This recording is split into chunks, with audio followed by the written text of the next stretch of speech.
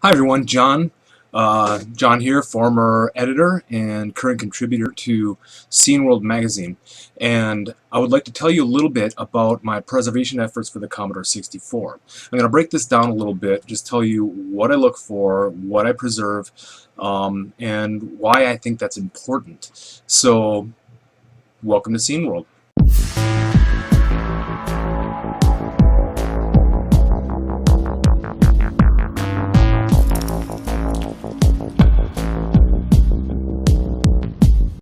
Before I get too far into this, I should probably specify the differences between an archivist and a preservationist. I'm a preservationist, not necessarily an I'm not really not interested in archiving stuff, despite the fact that I've got a bookshelf behind me full of old books and things. These are things that I actually want. The other stuff, like books, Commodore books, manuals, even games, I'm really not interested in holding on to unless it's something special or meaningful to me. So what I do with this stuff, instead of collecting it, buying it out, and storing it somewhere, I get them to where they need to go. Currently I'm sending stuff out to the webmaster of bombjack.org. He's the guy who has all sorts of Commodore manuals, gaming manuals, magazines, all things relating to the Commodore 64, the Commodore series of computers, including the Amiga. So if I come across a book, I'm really not interested in keeping that book. I'm more interested in preserving it, getting it online, and make sure that people who want that information can have it. So without further ado, let me talk a little bit about what I have gathered and some of the things that I'm preserving and am ready to preserve. Okay, first things first. Let me tell you a little bit about commercial software. This is the kind of stuff that I will come across every now and again and will not have a presence on the internet, or at least if it does have a presence on the internet, I haven't seen it. The places that I usually look for release software are places like GameBase and the CSDB. But if they're not there, I will often preserve them, archive them, scan the manuals or any other kind of media that comes with it, and preserve it. So here's a few that I just picked up in my most recent acquisition. One's called Sea Slug and one's called Atom Smashing. I believe that's what it's called. Oh, I'm sorry, Atom Splitting. I sent these both off to Hakuto Force. They wanted this one. They didn't want this one. This one is a very basic game. And when I say basic game, I mean literally basic game. It's about 9 blocks long. It comes on a floppy disk at 5 1/4, so there's a lot of wasted real estate on that disk. They took this one, the Sea Slug, simply because it's got a little more game to it. It's a little bit, well, it's more gamey. Whereas this one, Atom Splitting, is a simple shooter where you simply shoot these pluses and minuses on a screen and turn them different colors. It's incredibly basic. And when I say incredibly basic, I would be surprised if machine language took up any amount of space on this game. However, that doesn't mean it's not worth preserving. Just because the piracy scene isn't interested in it doesn't mean that it shouldn't exist. So what I've done is I've copied off the diskette, I've scanned the back of the box height, and I've scanned the manual for what's that's worth. So that's that. There are some other things as well, some things that are somewhat unique and without a presence on the web that I've seen. For example, edutainment. This is an educational piece of software. It's called Elementary Science Facts, and it looks amazing, doesn't it? Not really. But these were incredibly popular in the early days of the Commodore 64. People would go out and, you know, computers were supposed to make your children hugely and hyper smart. So you'd go out and get these software packages and sit them down in front of this, and they would play some very basic and generally unfun games designed to teach science or math or reading or whatever. This is unique in that it still has its price label on it and it's still shrink wrapped. You can see that kind of shiny, glistening thing, the sheen to it. I haven't opened this, I haven't preserved it, I don't know what I'm going to do with it. I've got a couple of other pieces of software too. For example, this is Pick That Tune Volume 2 and 3. And these are expansion packs to a game called Pick That Tune, named, I imagine, or at least the name is inspired by the old game show Name That Tune. These are expansion packs to a piece of software that is already out there in the wild. However, these are not preserved. And the reason why I have not preserved them personally is because they're still shrink wrapped. I want to keep it that way. Despite the fact that I'm an archivist, I'm not an archivist, I'm a preservationist, it almost seems harsh to unshrink wrap these and preserve them. Especially since these are expansion packs and the original package is very niche. The original package is on GameBase. The expansion packs, from what I have seen, are not. Alright, the second thing that I preserve are physical paper dead tree media. These are a few things that I picked up that aren't on Bombjack's site. I'm going to get these off to him during the ECCC. He said his plate's kind of full right now and he can wait. So I'm going to sit on these for a little while. This is a paperback book called Things to Do with Your Commodore 64. I have not seen this online, so I'm holding on to this a little bit. The interesting thing about this is it's a paperback. It's about the size of any other paperback you would find anywhere else. But it just gives an overview of what things you can do with your Commodore 64. You know, I want to make music. What can I do? Well, here's some software you can use.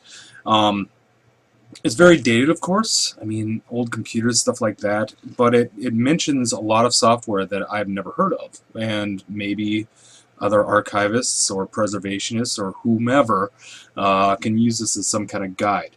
That said, I think all things Commodore should be preserved. So I'm going to get this off to the webmaster of Bombjack, Mark, and he will scan it and put it up probably sometime after ECC.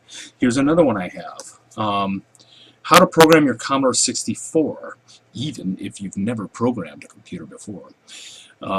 Again, this is a basic, literally basic programming language. And it tells the user how to start programming. It is not very thick, but it is kind of interesting, and most importantly, it's not archived yet. So I'm going to get this off to Mark as well. And also we have manuals. This has a disk accompaniment with it.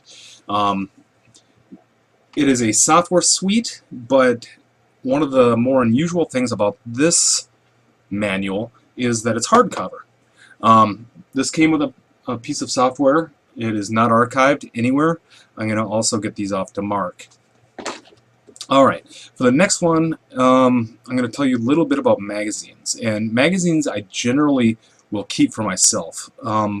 I don't know what it is, but it's kind of cathartic to read through an old magazine from 1984 and just see some of this stuff. I mean, if you want to read some of the most optimistic writing you've ever read, pick up an old computer magazine, Byte magazine, or Run, or any number of the magazines that Commodore published. It's really interesting to read now, and some of the stuff is kind of fun to look at. Like, this technology seems so promising, but nothing ever came of it. Like alternate media storage, that kind of thing. So let me break out some of those and show those to you. Okay, one of the differences between the books and the magazines are that I like to keep these. I have a huge shelf full of magazines, computer gaming magazines from the 80s and 90s, Computer Gaming World I have a very good collection of, PC Gamer I've got a very, very, very good collection of.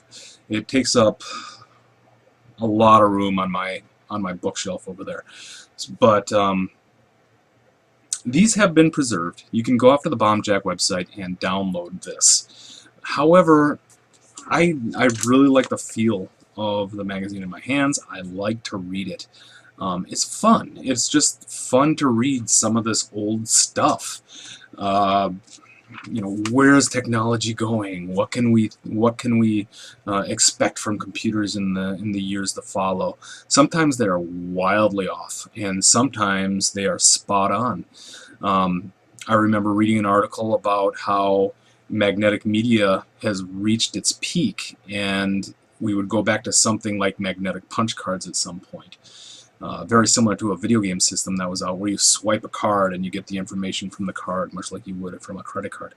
Um, but these are just plain old fun. However, if I get one of these or a newsletter or something like that that Mark doesn't have, he gets it, because I would much rather have these out in the wild where other people can enjoy it, other people can be nostalgic for it, other people can just read through it and have fun with it. So yeah, the magazines I also am interested in preserving. Okay, the third thing that I preserve, but I don't archive simply because I'm not interested in holding on to stuff like this, is hardware. Hardware is awesome, but it's also very consuming when it comes to space. This is the keyboard for a SX64, otherwise known as the Executive. I currently have 3 complete SX64s, one of which I got that wasn't working. I've since repaired it. But I really have no interest in holding on to these. I think they're really cool. I mean, they are really cool computers. So I like fixing them. I like playing around with them. I like making them work. And I like just having them around. However, if I kept them, they would sit on a shelf forever. So what I'm going to do, these keyboards are a little bit rough. SX64 keyboards have they don't age well, and they need to be cleaned, repaired, that kind of stuff. So I'm going to end up pulling these apart, giving them a clean, and dragging them off to ECCC this year, and maybe I can get a few bucks for it. Maybe even more than what I paid for it, which would be nice because I did spend time cleaning and repairing them. But I'm really not interested in holding on to these. I am, however, interested in getting them to people who want them. So yeah, I preserve the hardware. At least it's not in a landfill or sitting in a barn with a nest of mice living in it. But yeah, hardware. Okay, and lastly, the stuff that really interests me, the stuff that I really like and I really like going through and I really like finding, is this stuff. And while it may not seem like much, just a couple of old discs, this is my main interest. I used to be fairly active in the Commodore 64 scene back in the day. I would essentially push bits from one end of the country to the other. I was a phreaker. I moved software. All my friends were phreakers. We traded software. My collection became very, very, very large. I would probably go so far to say that it was probably one of the biggest collections in the United States. I haven't seen any any evidence contrary to that, so I'm going to keep going with that, whether it's true or not. So these are 2 different things. The first of which is, if you can read the label, it just says Disc 22 Games, and it shows how to load the disc. This has pirated software on it.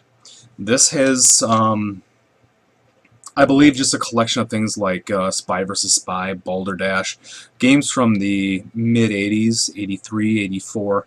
Not much of much. However, just like the commercial software I showed you before, this is just as important to preserve.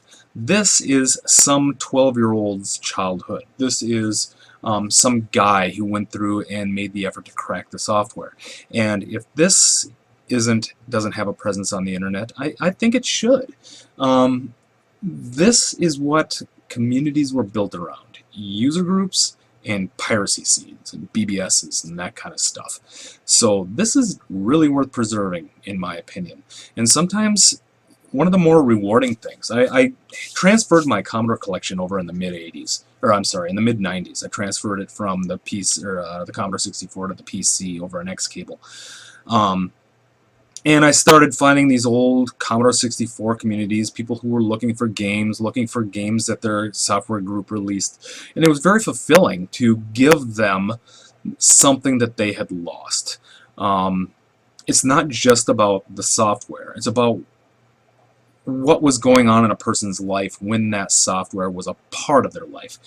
Maybe they were learning how to crack. Maybe something was going on in their life during the period that this piece of software was being worked on.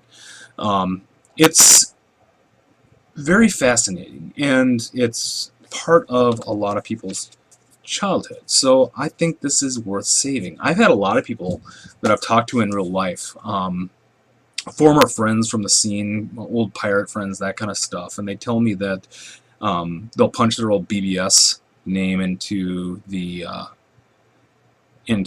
Google or whatever, and their name will come up on the CSDB, and they'll see some of the software they released, and it'll bring them back. I think that's awesome. I think it's awesome and very, very well worth preserving. Okay, and this is the other one. This one also doesn't look like much. If you read it, it just says machine language. This is source code for an unreleased program. It's just a novelty game. It's just a very simple, clearly the guy was working on, learning machine language, but it is a game and it is playable. So is that worth preserving? Oh yes, it is. Unreleased games, unreleased software, that kind of stuff. The only disk that I will not transfer or will not keep after I examine it is old personal stuff. I've read love letters from people or to people, and it was really kind of sad. I once got a collection that had an old BBS in it, and I could access all the email that was available on the diskette, and a lot of it was very personal, and I've been kind of vacillating, deciding whether or not that's worth keeping. I ripped the disk, I put them up on my Google Drive, so if it ever the need arrives to be released to wherever, I'll get it to where it needs to go. But in the meantime, I just let it sit. Also financial records, really bad art drawn in koala or doodle or whatever. Those aren't worth spreading on the internet, but they are worth keeping around just in case, I guess. I don't know. Some part of me, I guess the hoarder spirit of me, refuses to let that kind of stuff just die on the disk. So whatever I get, I copy over and hold on to it. So yeah. But that is about it. If you have any questions, or if you are an old scener from the United States and you're looking to have your discs transferred over, I'll do it for you, definitely. Just get in contact with me somehow, right at the bottom of the YouTube channel if you want. If not, that's fine too, and I'll talk to you later.